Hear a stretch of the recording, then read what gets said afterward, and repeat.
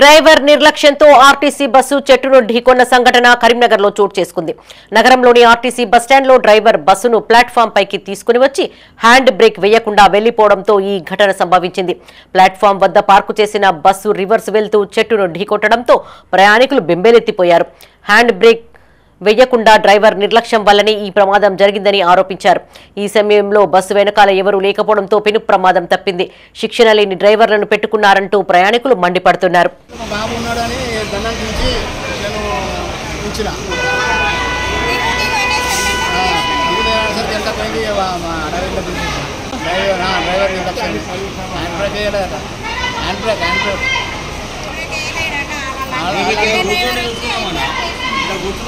కూర్చుంటుంటే bus వస్తుంది అందరూ వాళ్ళని ఏమైనా అందరూ ఉంటుంటే పోయి